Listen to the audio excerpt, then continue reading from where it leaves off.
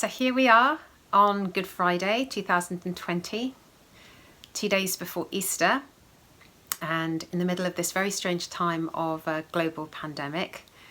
I think it's a wonderful thing that every year the church puts aside a particular day to remember the crucifixion. And I think that's particularly true because many of us have grown up with the story of the crucifixion. We've heard about it so many times that it can almost dull our minds and our hearts to just the awe and the wonder and the gratitude that should be the response really to the incredible self-sacrifice and history-changing achievement of what Jesus did for us. That he was marched to the top of that hill, Golgotha, outside Jerusalem. That he was beaten to a pulp and nailed to a Roman cross and died. That all of us and all things would be reconciled back to God. That the power of death and the power of sin would be conquered.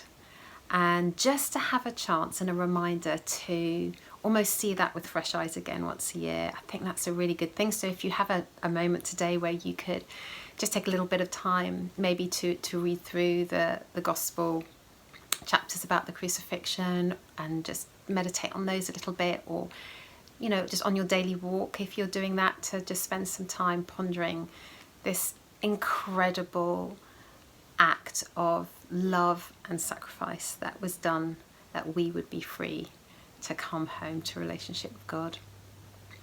But what I would also really love us to think about this morning is just to kind of zoom down and focus on two very often overlooked characters, two men, Joseph of Arimathea and Nicodemus, who until this point are fairly bit players really in the story of Jesus, but they really play their part between the crucifixion and the resurrection. So I'd love to just read you this short passage that describes what they do.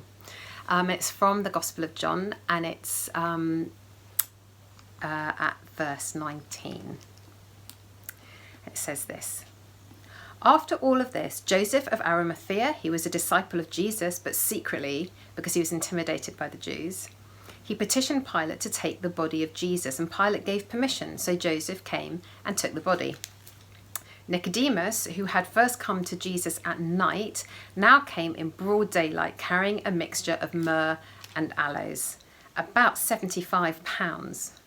They took Jesus' body and, following the Jewish burial custom, wrapped it in linen with the spices.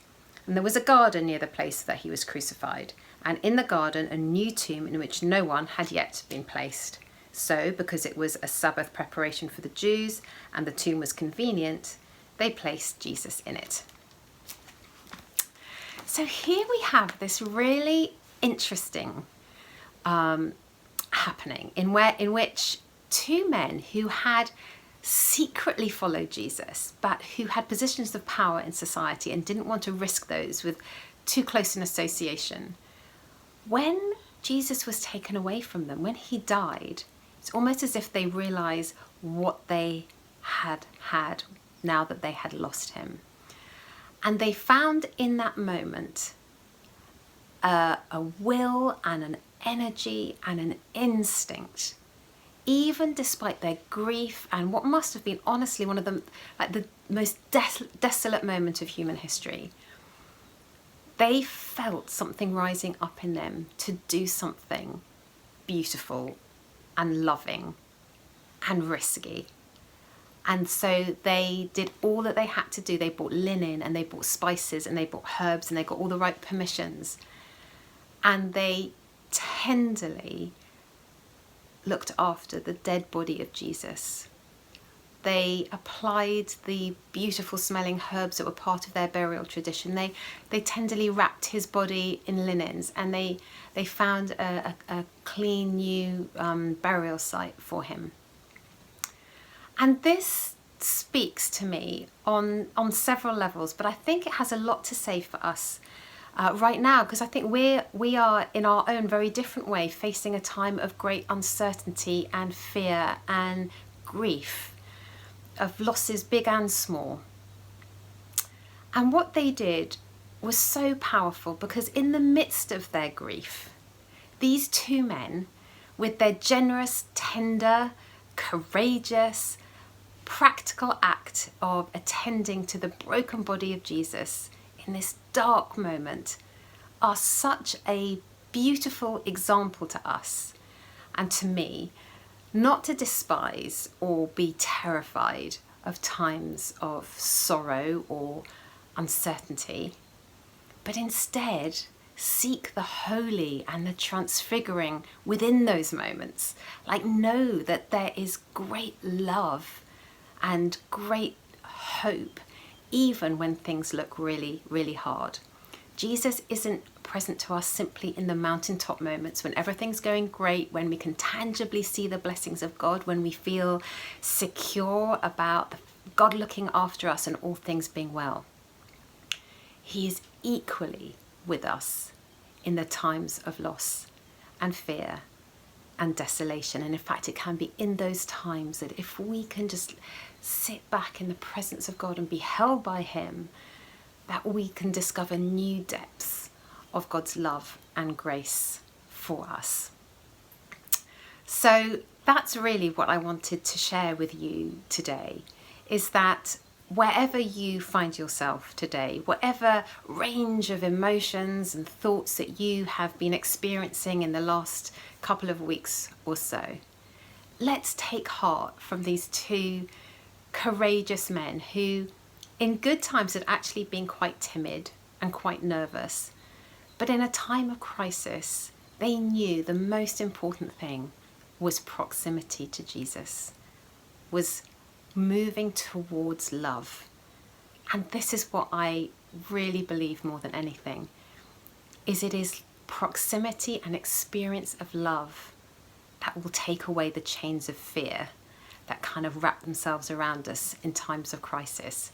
I don't know if you maybe like I do sometimes try and just tell myself not to be scared, try and tell myself to be brave and not to be, in inverted commas, weak, and just get on with it, get a grip. And that can help maybe get through a day. That can keep the wheels on the bus, just for a few hours or so. But it does nothing to actually heal the place of fear that's within me. What does that is proximity to Jesus, is being held in the love of God. And the great thing for us post-resurrection Christians is that we don't have to find Jesus's dead body to be close to him. We have the living, powerful Holy Spirit residing within us, and we know God is all around us. So sometimes it's just taking the intentional action of turning in to Jesus, turning to the Holy Spirit, and allowing ourselves to be loved even in these moments where there's hardship and where there's uncertainty, and knowing that he is faithful and good, and there's no virus and there's no crisis that changes that. And if we can be loved by God even in these moments, we have so much more love and peace and hope to offer the people around us. So I just wish you so well today. I send you my love and pray the closeness and peace of God wherever you are. Amen.